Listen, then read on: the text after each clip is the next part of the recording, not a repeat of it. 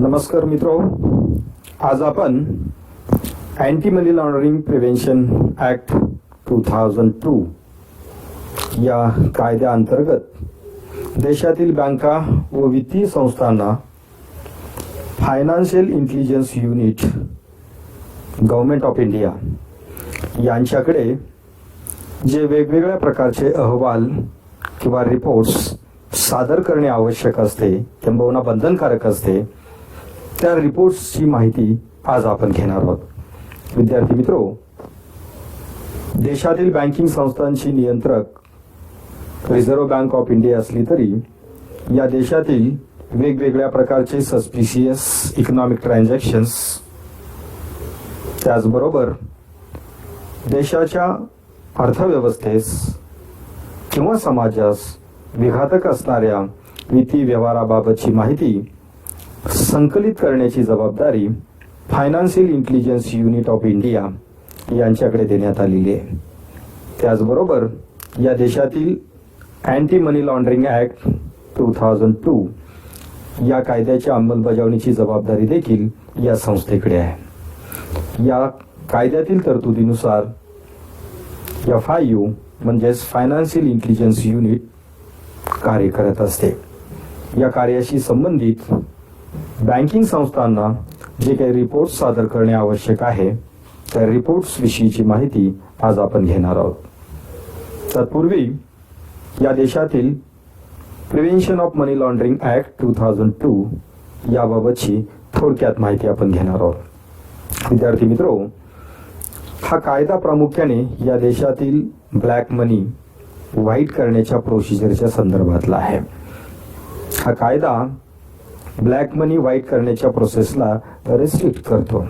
म्हणजेच या देशात जे काही वेगवेगळ्या प्रकारचे ब्लॅक मनीचे सोर्सेस आहेत की या सोर्सेसमधून निर्माण होणारा पैसा की जो भविष्यात वेगवेगळ्या प्रक्रियेच्या माध्यमातून व्हाईट केला जात असतो किंवा तो करण्याचा प्रयत्न केला जातो, हे सर्व प्रयत्न रिस्ट्रिक्ट करण्यासाठी, त्याच्यावरती कायदेशीर निर्बंध आणण्यासाठी भारतात 2002 मध्ये प्रिव्हेन्शन ऑफ मनी लॉन्ड्रिंग ॲक्टचा प्रस्ताव आणण्यात आला.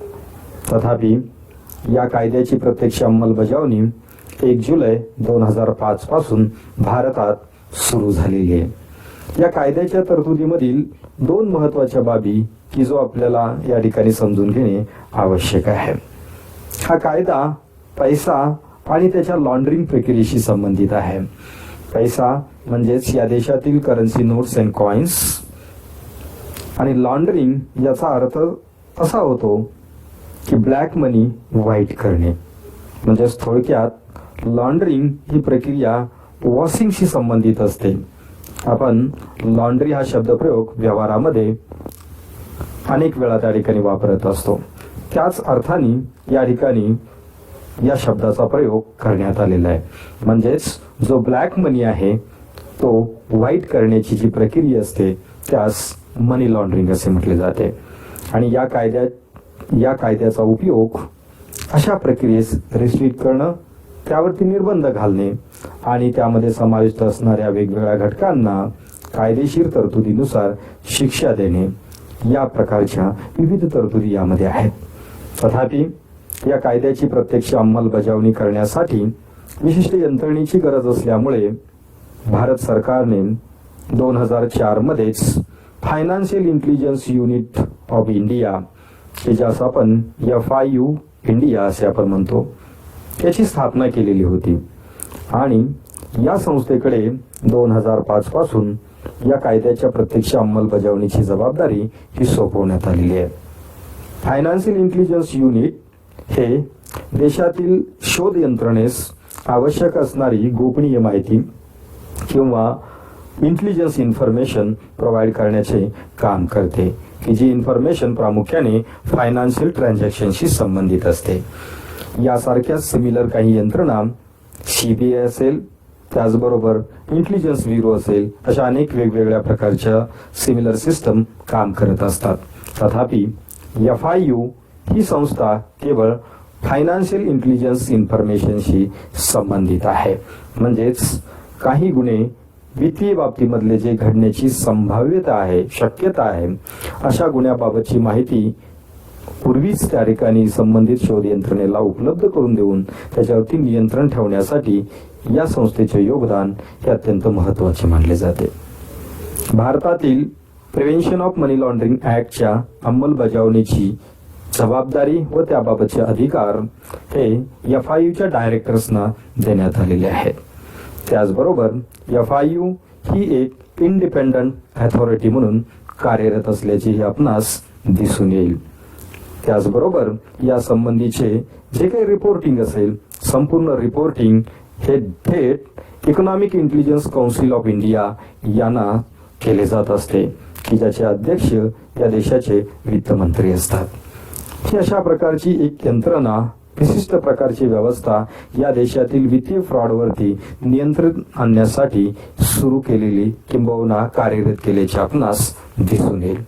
या संस्थेच्या प्रोव्हिजननुसार या देशातील बँका, वित्तीय संस्था, चीट फंड्स, निधी यांना काही विशिष्ट प्रकारचे रिपोर्ट्स त्या कालावधीमध्ये FIU कडे सादर करणे बंधनकारक असते. त्यामधले काही महत्वाचे रिपोर्ट्स आज आपण पाहणार आहोत, ज्यामध्ये प्रामुख्याने आपणास CTR रिपोर्ट, CTR म्हणजेच cash transaction report. Cash transaction report हा एक असा रिपोर्ट असतो की ज्यामध्ये एका इंडिव्हिज्युअल व्यक्तीने किंवा संस्थेच्या प्रतिनिधीने कॅशमधील व्यवहार हा 10 लाख रुपये किंवा समकक्ष रकमेमधील व्यवहार केलेला असल्यास, किंवा संबंधित व्यक्तीने फॉरेन करन्सीमध्ये 10 लाख रुपये किंवा त्याला समकक्ष असणाऱ्या रकमेमध्ये व्यवहार केलेला असल्यास त्या संबंधीची माहिती FIUs कळवणे अत्यंत आवश्यक असते. या तरतुदीमुळे नंतरच्या कालावधीमध्ये काही प्रकार असे निदर्शनास आले की 10 लाख रुपयापर्यंतचे ट्रान्झॅक्शन केले असता त्याची माहिती FIUs दिली जात असल्याचे निदर्शनास आल्यामुळे या तरतुदीचा गैरवापर करून काही लोक 5 लाखाचे 2 किंवा 2 लाखाचे 5 असे ट्रान्झॅक्शन करत असल्याचे निदर्शनास आले आणि त्यामुळे त्यानंतर या तरतुदीमध्ये सुधारणा करण्यात आली. यामध्ये एकाच व्यक्तीकडून किंवा विशिष्ट संस्थेकडून कनेक्टेड असणारे असे की ज्याचे मूल्य 10 लाख रुपये किंवा त्यापेक्षा अधिक आहे अशा व्यवहारांबाबतची ही माहिती FIUला देणे बंधनकारक करण्यात आलेले आहे. म्हणजेच वन टाइम 10 लाख रुपये कॅश ट्रान्झॅक्शन किंवा 10 लाख रुपयेशी समकक्ष असणाऱ्या परकीय चलनामधील ट्रान्झॅक्शन किंवा 10 लाख रुपये किंवा त्यापेक्षा अधिक रक्कम होईल असे कनेक्टेड असणारे छोटे छोटे ट्रान्झॅक्शन्स याबाबतची माहिती FIUला सादर करणे आवश्यक असते. संबंधित बँकेने अशा प्रकारचे व्यवहार झाले असता संबंधित महिना पूर्ण झाल्यानंतर नेक्स्ट मंथच्या 15 तारखेपर्यंत या संबंधीचा डिटेल रिपोर्ट RBIने प्रोव्हाइड केलेल्या फॉर्मॅटमध्ये FIU कडे सादर करणे आवश्यक असते, की ज्यामध्ये कॅश ट्रान्झॅक्शनचा समावेश असतो. त्यानंतर सस्पिशियस ट्रान्झॅक्शन रिपोर्ट, की ज्यास STR असे म्हटले जाते. सस्पिशियस ट्रान्झॅक्शन म्हणजे असे शंकास्पद व्यवहार की जे बँकेतील कर्मचाऱ्यास सतत विवेक बुद्धीने विचार करता शंकास्पद वाटत आहेत, अशा व्यवहारांची माहिती FIUला सादर करणे आवश्यक असतात. त्यामध्ये प्रामुख्याने असे ट्रान्झॅक्शन की ज्याला कुठल्याही प्रकारचे रिझनेबल ग्राउंड हे निदर्शनास येत नाही किंवा त्या ट्रान्झॅक्शन बाबतचं कुठलेही रिझन त्या ठिकाणी अस्तित्वात असल्याचं दिसत नाही आणि त्यामुळे त्या व्यवहाराबाबत शंका निर्माण झालेली असल्यास त्या व्यवहाराबाबतची माहिती FIUला कळवणे आवश्यक असते. त्याचबरोबर एखाद्या ग्राहकाने केलेले असे ट्रान्झॅक्शन की ज्यासाठी कुठल्याही प्रकारचं जस्टिफिकेशन त्याच्याकडे उपलब्ध नाही, अशा ट्रान्झॅक्शनची माहिती देखील सस्पिशियस ट्रान्झॅक्शन रिपोर्ट अंतर्गत FIUला करणे आवश्यक असते. त्याचबरोबर ज्या व्यवहारासाठी कोणत्याही प्रकारचं इकॉनॉमिक रॅशनल नाहीये, आर्थिक कारण नाहीये किंवा त्या संबंधित बोनाफाईड पर्पज नाहीये, अशा प्रकारचे ट्रान्झॅक्शन, त्याचबरोबर काही असे आर्थिक व्यवहार बँकेच्या माध्यमातून होत असल्याचे निदर्शनास येते की ज्याचा संबंध टेररिझम किंवा कनेक्टेड ऍक्टिव्हिटीसाठी असण्याची शक्यता ही दिसून येत असते. अशा परिस्थितीमध्ये STR रिपोर्ट हा ते ट्रान्झॅक्शन घडल्यापासून 7 दिवसाच्या आत FIU कडे सादर करणे आवश्यक असते. इतर रिपोर्ट महिना पूर्ण झाल्यानंतर 15 तारखेपर्यंत सादर करणे आवश्यक असले तरी STR रिपोर्ट मात्र घटना घडल्यानंतर 7 दिवसाच्या आत सादर करणे हे बंधनकारक असते. त्यानंतर तिसरा रिपोर्ट म्हणजे counterfeit currency reporting. Counterfeit currency report म्हणजे बँकेच्या माध्यमातून केलेल्या अशा प्रकारच्या व्यवहारामध्ये जर त्या ठिकाणी बोगस करन्सी नोट किंवा डुप्लिकेट फ्रॉड करन्सी नोट जर त्या ठिकाणी आढळून आलेल्या असतील तर त्या संबंधीच्या PML रूल 31C मधील तरतुदीनुसार आणि रूल 8 मधील तरतुदीनुसार काउंटरफिट करन्सीचा रिपोर्ट हा RBI आणि FIU कडे सादर करणे आवश्यक असते की जेव्हा एखादा व्यक्ती किंवा ग्राहक बँकेच्या माध्यमातून व्यवहार करत असताना डुप्लिकेट इंडियन करन्सी सबमिट करत असेल तर त्याबाबतची माहिती सादर करणे आवश्यक असते. त्यासाठी देखील 7 दिवसाचा कालावधी निर्धारित करण्यात आलेला आहे. म्हणजेच ज्या दिवशी अशा प्रकारच्या काउंटरफिट करन्सी नोट किंवा duplicate bogus currency not submit केल्या त्या दिवसापासून 7 दिवसाच्या आत या संबंधीचे रिपोर्टिंग होणे अत्यावश्यक असते. या रिपोर्टमध्ये कस्टमरचे संपूर्ण डिटेल्स त्याचबरोबर ज्या काही काउंटरफिट करन्सी नोट सबमिट करण्यात आल्या त्याचे डेनॉमिनेशन वाईज आणि नंबर वाईज त्याचे डिटेल्स त्यामध्ये सबमिट करणे आवश्यक असते की ज्यास आपण काउंटरफिट करन्सी रिपोर्ट असे म्हणतो. काउंटरफिट करन्सी म्हणजे बोगस करन्सी की जी लीगल टेंडर मनी नसून लीगल टेंडर मनी असल्याचे भासवले जात असणारी बोगस करन्सी म्हणजेच काउंटरफिट करन्सी. देशातील डुप्लिकेट करन्सी नोटांच्या प्रिंटिंगवरती रिस्ट्रिक्शन घालण्यासाठी व त्याच्या सोर्स पर्यंत पोहोचवण्यासाठी अशा प्रकारचे रिपोर्ट हे देशातील शोध यंत्रणेस अत्यंत उपयुक्त ठरत असतात. त्यानंतर non profit organization transaction report की ज्यास NTR असे म्हटले जाते किंवा यास NPOTR असेही म्हटले जाते. नॉन प्रॉफिट ऑर्गनायझेशन किंवा ज्यांना आपण NGO असं आपण म्हणतो, या NGO कडून विदेशी चलनामध्ये किंवा भारतीय चलनामध्ये जे वेगवेगळ्या प्रकारचे ट्रान्झॅक्शन केले जात असतात, हे ट्रान्झॅक्शन जर 10 लाख रुपये आणि त्यापेक्षा अधिक रकमेचे असतील आणि त्यामध्ये विशेषतः तर रिसिप्ट्स असतील म्हणजेच परदेशातून या NGOना किंवा नॉन प्रॉफिट ऑर्गनायझेशनना ही रक्कम मिळालेली असेल तर अशा NGOची डिटेल इन्फॉर्मेशन FIU ला कळवणे आवश्यक असते.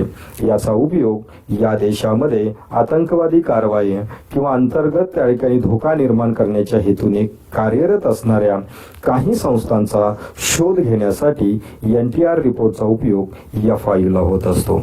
यासाठी NTR रिपोर्ट हा FIU कडे सादर करणे आवश्यक असते. त्यानंतर CBWTR हा एक वैशिष्ट्यपूर्ण रिपोर्ट की त्यामध्ये प्रामुख्याने cross border wire transfer report. Cross border wire transfer म्हणजेच अशा प्रकारचे इलेक्ट्रॉनिक फंड ट्रान्सफर की जे एका देशातून दुसऱ्या देशामध्ये केले जात असते त्यास आपण क्रॉस बॉर्डर वायर ट्रान्सफर असे आपण म्हणतो. आणि त्या संबंधीच्या व्यवहाराची माहिती ही FIU ला सादर करणे आवश्यक असते.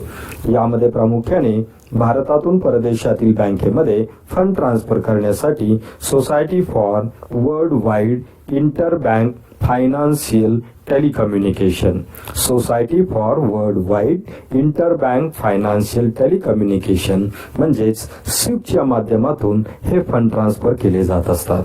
असे फंड ट्रान्सफर भारतीय रुपयामध्ये 5 लाख रुपये किंवा समकक्ष परकीय चलनामध्ये वायर ट्रान्सफर म्हणजे स्विफ्ट ट्रान्सफर केले जात असतील तर अशा व्यवहाराबाबतची माहिती FIU कडे सादर करणे आवश्यक असते की ज्यामध्ये प्रामुख्याने सर्व प्रकारच्या ट्रान्झॅक्शनचा समावेश केलेला असतो की ज्यामध्ये आंतरराष्ट्रीय व्यापार म्हणजे trade related, non trade related किंवा मर्चंटशी संबंधित असणारे असे सर्व प्रकारचे व्यवहार की ज्याची व्हॅल्यू 5 लाख रुपये किंवा समकक्ष आहे, अशा प्रकारच्या इनवर्ड व आउटवर्ड रेमिटन्सेस म्हणजे भारतातून परदेशात पाठवलेली रक्कम व परदेशातून भारतात पाठवलेली रक्कम, अशा सर्व प्रकारच्या व्यवहाराची माहिती FIU कडे 15 दिवसाच्या आत म्हणजे विशिष्ट महिना पूर्ण झाल्यानंतर नेक्स्ट मंथ मधील 15 दिवसाच्या आत अशा प्रकारचे रिपोर्ट्स हे FIU कडे सादर करणे आवश्यक असते. असे अनेक वेगवेगळ्या प्रकारचे रिपोर्ट्स हे FIU कडे विशिष्ट हेतूने ऍक्सेप्ट केले जात असतात किंवा ते जमा केले जात असतात. FIU संस्था या कलेक्ट केलेल्या संपूर्ण इन्फॉर्मेशनच्या आधारे डेटा अनालिसिस व सोर्सिंग करून की गुन्ह्यापर्यंत पोहोचण्यासाठी शोध यंत्रणेस मदत व सहकार्य करत असते. अशा प्रकारचे रिपोर्ट्स हे बँकांना वेळोवेळी सादर करणे हे त्यांच्यावरती बंधनकारक असते. त्याचबरोबर अँटी मनी लॉन्ड्रिंग प्रिव्हेन्शन ऍक्ट मधील प्रोव्हिजन नुसार या बँकांनी वेळेत हे रिपोर्ट सादर न केल्यास त्यांच्यावरती कायदेशीर कारवाई व दंडात्मक कारवाई करण्याचे अधिकार हे रिझर्व्ह बँक ऑफ इंडियाला व FIU ला मिळालेले आहेत.